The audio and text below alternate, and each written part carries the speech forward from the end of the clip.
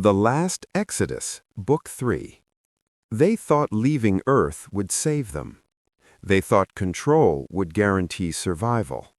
But when the world they abandoned evolved, and the world they built began to fail, the most powerful people in human history made one final decision: take back what they believe is theirs. There's just one problem. Earth isn't the same world they left behind. This is the final chapter of humanity's greatest divide. Years ago, the ultra-rich, world leaders and corporations fled a collapsing Earth, building a perfect society on the moon, controlled, engineered, and exclusive. But in their absence, something unexpected happened. Earth didn't fall, it evolved. Free from control, it became stronger, smarter, and impossible to dominate. Now, as the moon begins to collapse under the weight of its own design, its leaders return, not to negotiate, but to take. What they expect is a broken world begging for salvation. What they find instead is a civilization that is already won, without ever firing a single shot. Act 1. Prepare for war. The moon trembled under a storm of panic and ambition. Ships that once carried civilians now clanged in hangars, stripped of luxury, converted into combat carriers. Every deck, every corridor filled with weapons, drones, and systems recalibrated for war. Daniel stood on a high observation balcony of Lunar City 1, watching as tens of thousands of people moved like ants in a frenzy, following orders, building a machine that might destroy them before it even left the moon. His heart pounded. "Voss," he muttered under his breath. The Dominion bloc leader strode past him, icy, confident, untouchable. "Daniel," Voss said, eyes cold, "you've seen the truth." "Yes," Daniel replied, "and you're rushing headlong into disaster." Voss smiled slightly. Charisma oozed from him. "Disaster? No, Daniel, this is destiny. Earth had its chance. We did not come this far to beg." Daniel shook his head.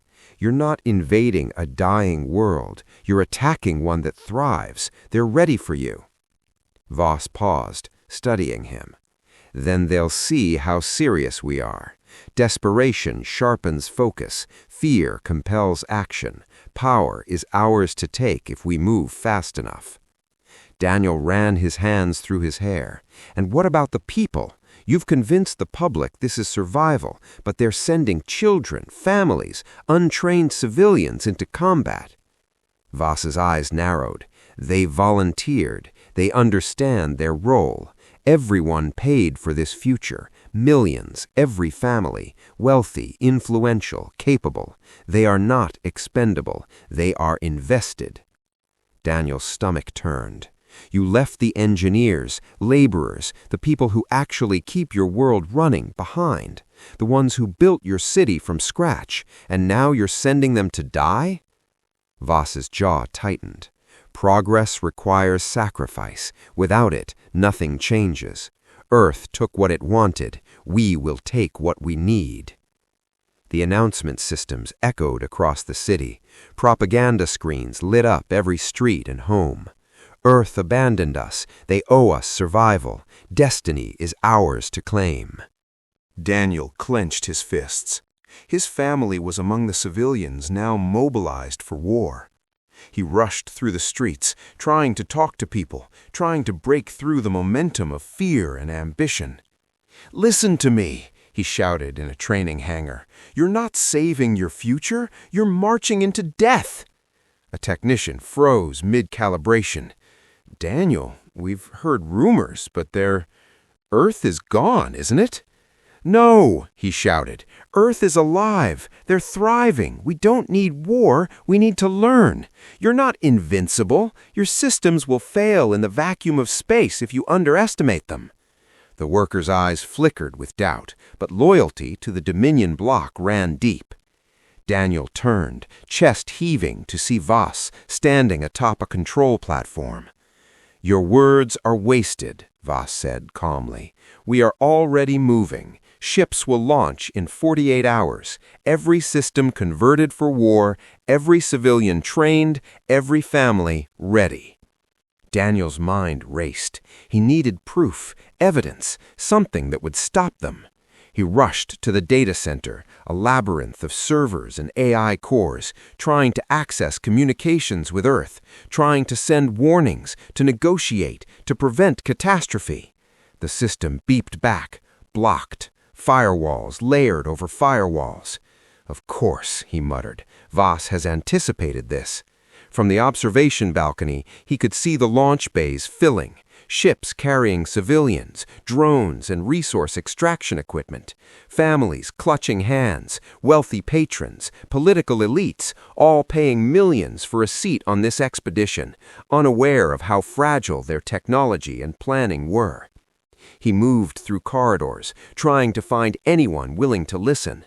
He found council members arguing over logistics, rotation schedules, the sequence of takeoff. "Do you realize what you're doing? Every system you're counting on, Earth can neutralize it instantly. Your fleets, your weapons, your navigation, all useless against them." A young counselor stepped forward. "Daniel, we've already decided. Survival is not a choice, it's a mandate. We either act now or perish waiting." Daniel gritted his teeth. "You're not surviving. You're committing suicide in orbit." Voss appeared behind the counselor. "Daniel Cross," he said, voice low, almost gentle. "This is reality. People need hope. Hope is our weapon. Fear is theirs, and destiny is ours to claim."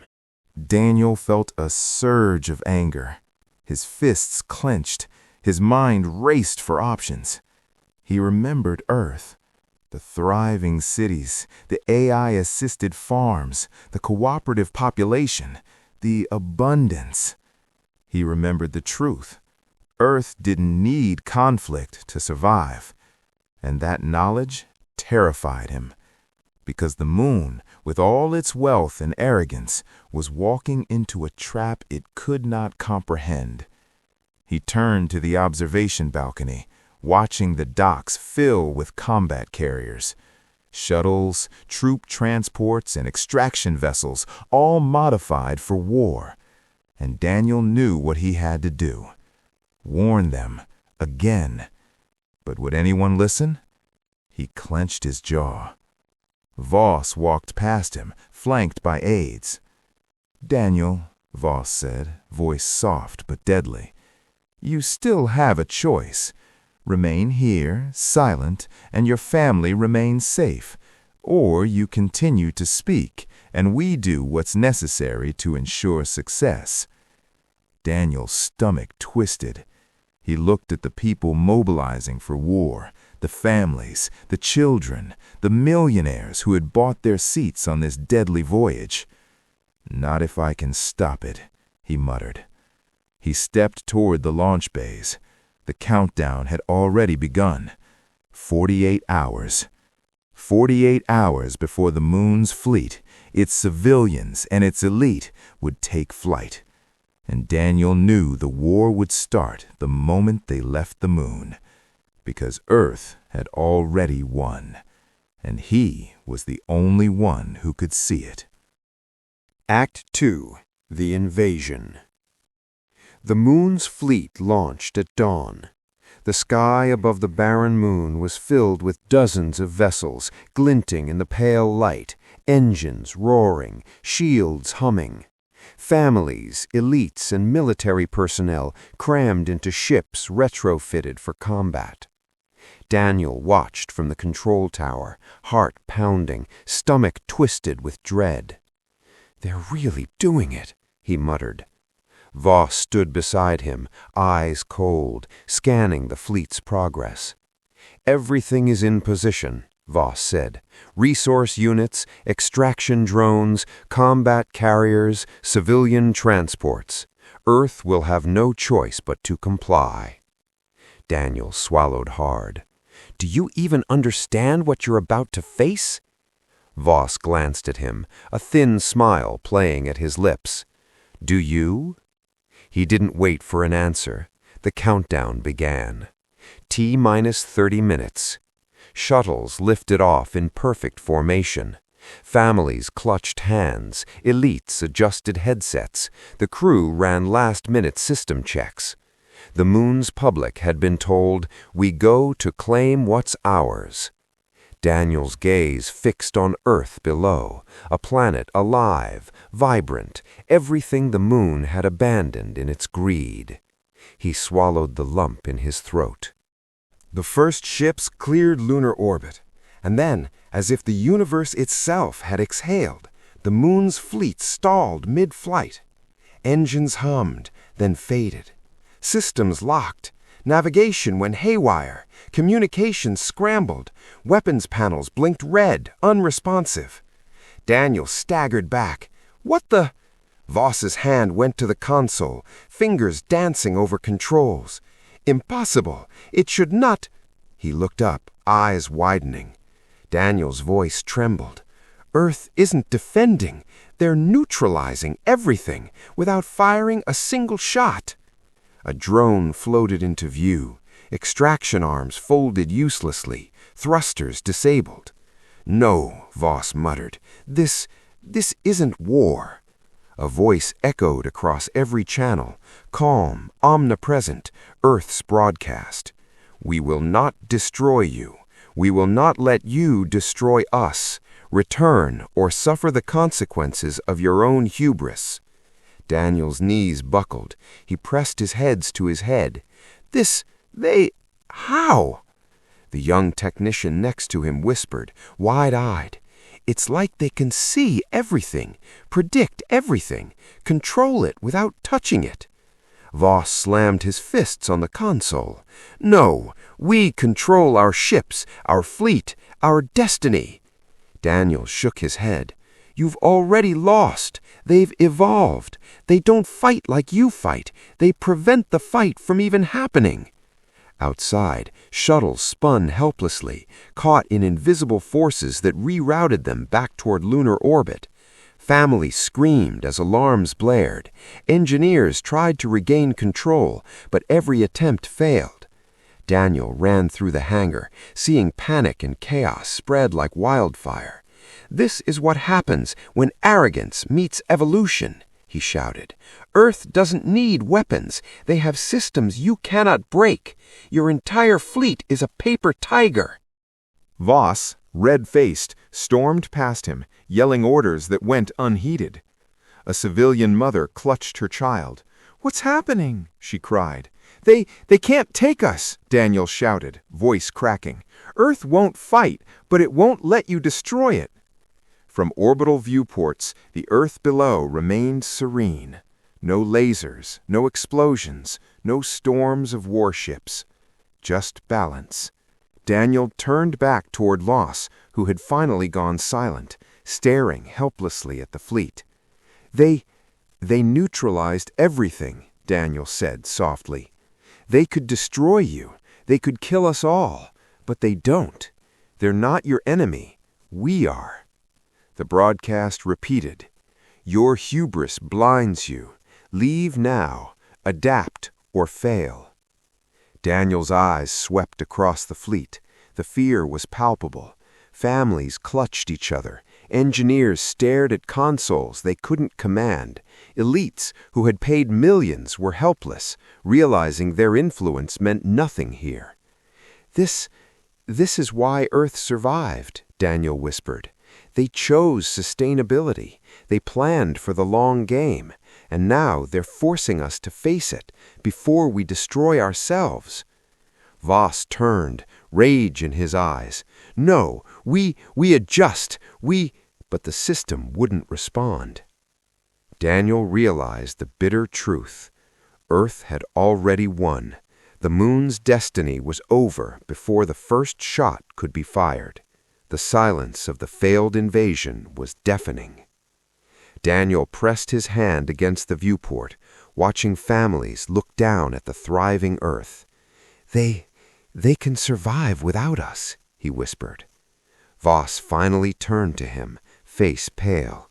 "Then we adapt," he muttered, almost too late to believe it. Daniel shook his head. No, you don't understand. This is bigger than adaptation. This is evolution, and we are standing in the way of it. Act 3. Internal Collapse. The silence after the failed invasion was suffocating. Shuttles spun aimlessly in lunar orbit, engines dead, systems unresponsive. Families and elites pressed against viewports, staring at the thriving Earth below, realizing their wealth, influence, and power meant nothing. Daniel moved through the corridors of Lunar City 1. Everywhere, panic rippled. "Power failure in Sector 12, a technician shouted, running down a hallway. "Air recyclers offline," another cried from the maintenance bay. Automated farms were failing. Water purification units were overworked. Recycling systems strained to their limits. The moon had built a perfect world, but it only worked when everything went right. Now, everything was going wrong. Daniel found a group of families clustered in a housing module. Children were crying. Parents whispered frantic questions. "Why is it so hard to breathe?" one mother asked. "We paid millions. How can this happen?" a father said, voice trembling. Daniel knelt, voice low, trying to calm them. "This isn't punishment, it's consequence. The systems you rely on were designed to run perfectly, and they fail if the operators, if the leadership, push them too far, too fast. That's all this is." Nearby, Voss was meeting with his council. Their faces were pale, anxiety etched deep. "We can't admit defeat," Voss hissed, pacing. "We control the fleet. We control the population. We adapt. We—" "Adapt?" a council member snapped. "Daniel Cross is right. Everything is failing. The farms, the water, the air circulation, the drones, the logistics. We can't sustain this. We're hemorrhaging resources faster than we can replenish." Another counselor leaned forward, eyes wide. "And the people, they're panicking. They're questioning authority. Entire sectors are refusing orders. They don't want to fight for a future they can't survive in." Voss's jaw tightened. "Then we enforce it. Discipline, structure, fear." Daniel stepped into the council chamber, voice rising. "Fear won't save you, Voss. You built a world that only works when it's winning, and right now, you've lost. The people you left behind, the laborers, the engineers, they are gone. The families, the civilians, they see the truth. They see your failure." Voss's eyes blazed. "Then we fight anyway." Daniel shook his head. "No, fighting Earth isn't the solution. You can't win. You can't survive by forcing your will on a system that doesn't need you. This is the moment you've built toward, and it's collapsing under your own hubris." Across the city, Daniel could hear shouts, alarms, and arguments spilling into the streets. Groups of elite families confronted military officers. "What are we doing?" one voice shouted. "We paid millions to survive, not to die in a war we can't win." "Then what do we do?" another asked. Daniel moved toward Voss again. "You can still save them. Stop this. Reconsider. Adapt the system instead of trying to dominate it. Let Earth guide you, or your people, they die in your dream of power." Voss's face twisted in fury. I will not be told how to save my people. I am their leader. I decide." "And that's why you've already failed." Suddenly, a series of alarms cut through the chamber. Water reserves were critically low. Oxygen purification units were failing. The automated farms reported system errors across multiple sectors. The council scrambled. Panic replaced composure. Outside, citizens refused orders. Families began congregating in public areas, demanding answers, questioning the authority that had promised them survival. Daniel pressed on. "You don't see it, Voss. The real enemy isn't Earth. It's your own system, your ideology, your obsession with control. You've turned survival into a weapon, and now it's backfiring." Voss's hands shook slightly. Then we rebuild. We... No, Daniel interrupted. You rebuild only if you let go of the structures that brought you here. You can't fight for survival with the same tools that guaranteed failure. The council erupted into argument. "This is collapse," one member shouted. "We're losing control." Another shouted, "We can't go back to Earth. That's weakness." Daniel's voice rose above the chaos.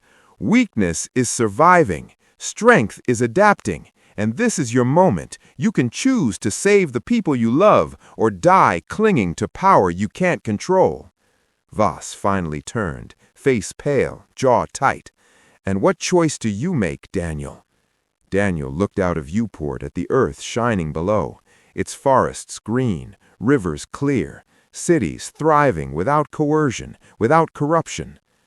"I make the choice to warn our people here on the moon, to save them, even if it means defying you." The council murmured. Some nodded, others shook their heads in disbelief. Across Lunar City 1, the people were no longer listening to propaganda. Fear and reality had overtaken narrative. The Dominion Black's grip on power was slipping, fracturing. The first exodus had saved lives. This failed invasion and internal collapse showed that ambition and greed alone could not dictate the future. Voss clenched his fists. "Then he began, voice shaking. Daniel cut him off. You adapt or you perish. The rest is up to them."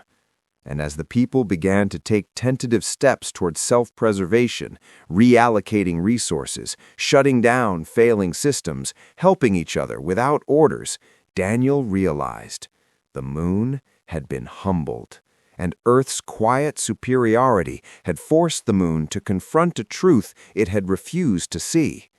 Survival is not dictated by power, it is dictated by wisdom. Daniel turned away from Voss, toward the citizens, toward his family, toward the future of a society that might finally learn from its mistakes. But deep in his mind, he knew the war wasn't over. It was simply shifting. The moon might have survived internally, but its ambitions and the lure of the past power structures would bring it into conflict with Earth again. Act 4. The Choice. The moon was quiet, but not peaceful. Lunar City 1 shimmered under artificial light, but the hum of failing systems echoed everywhere. Air recycling units strained, water was rationed, automated farms sputtered. Families moved through the corridors cautiously, unsure what to believe, unsure who to trust.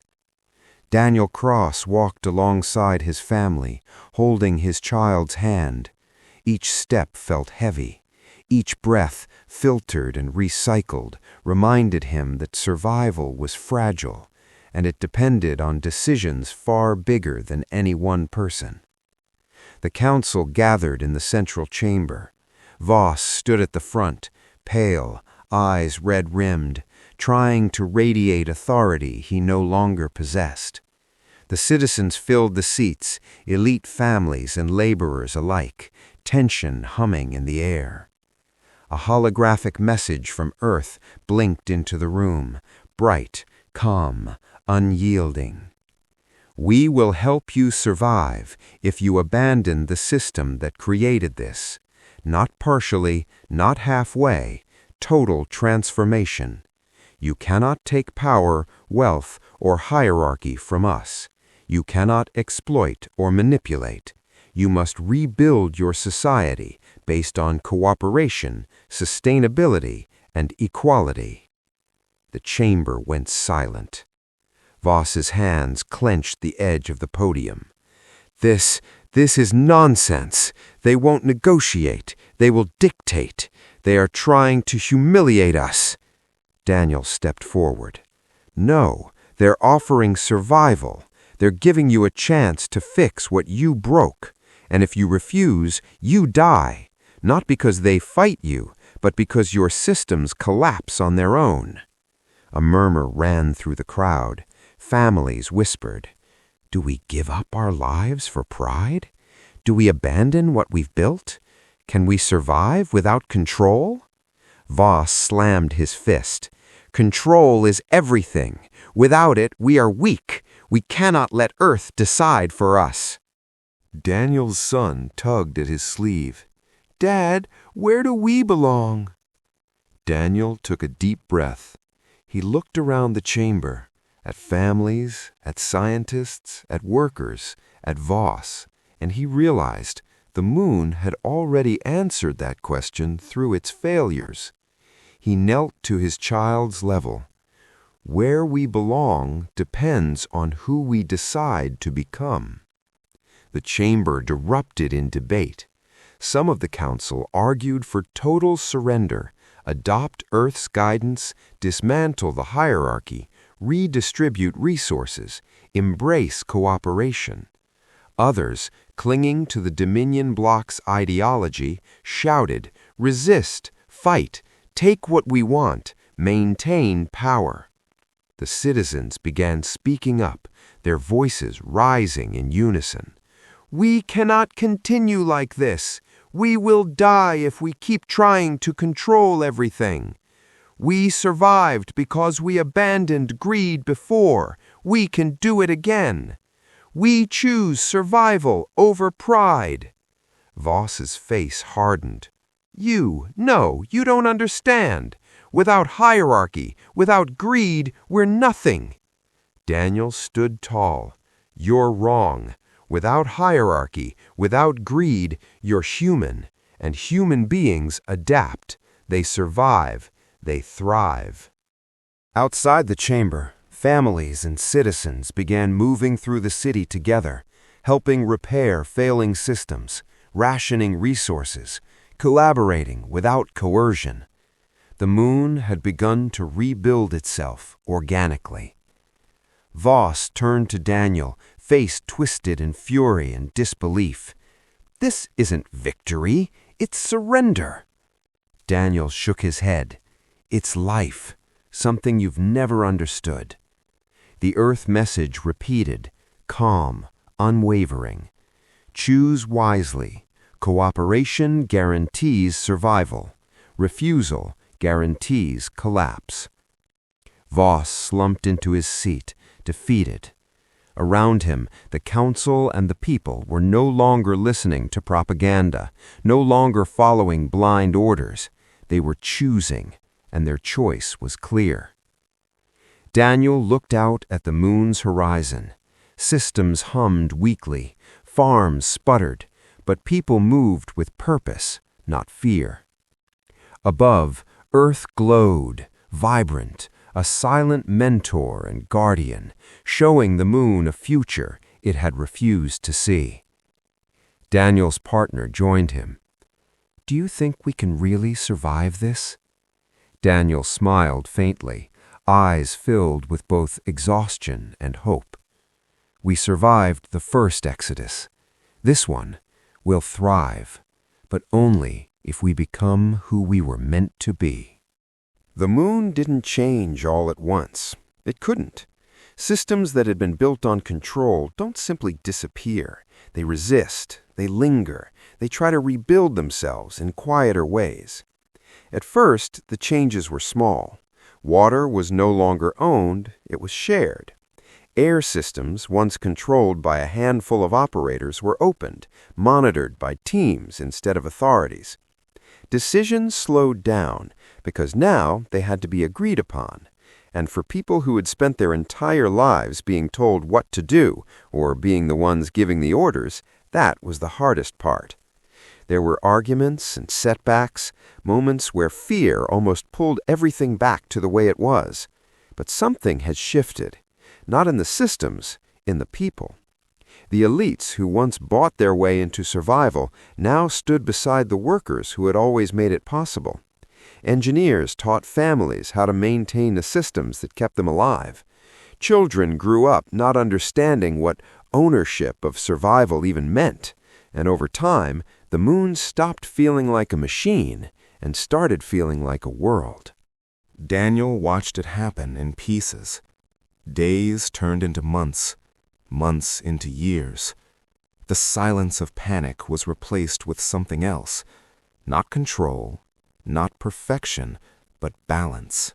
Fragile, hard-earned, real. He stood at an observation deck with his son, now older, taller, seeing the moon not as a failing system, but as a place that had learned.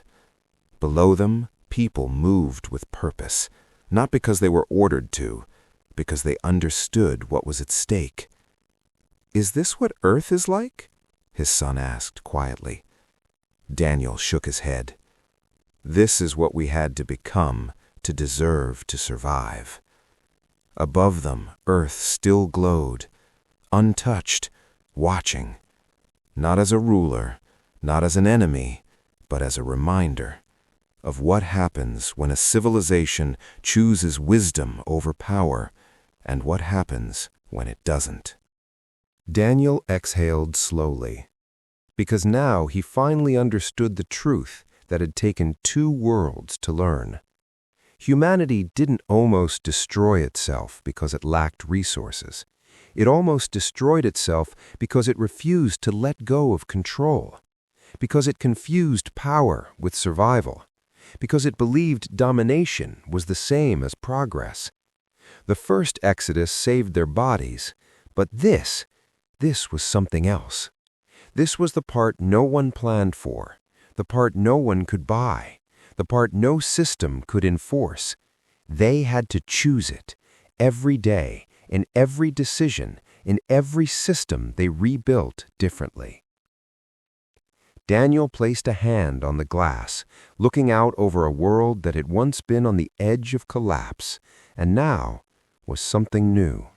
Not perfect, but finally alive.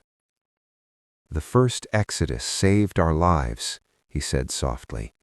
His son looked up at him. "And this one?" Daniel watched the people below, working, learning, rebuilding together. No hierarchy, no illusion of control, just responsibility, shared, earned, human. He smiled faintly. "This one," he said, "saved who we are." If this story pulled you into the future, don't let the signal end here. Subscribe to Echoes of Tomorrow audiobooks for immersive sci-fi, suspense, and original audio stories from the edge of reality. Leave a comment below and tell me, what part of this story stayed with you? Like, share, and turn on notifications so you don't miss the next pulse-pounding story. Until next time, stay curious. The future is already whispering.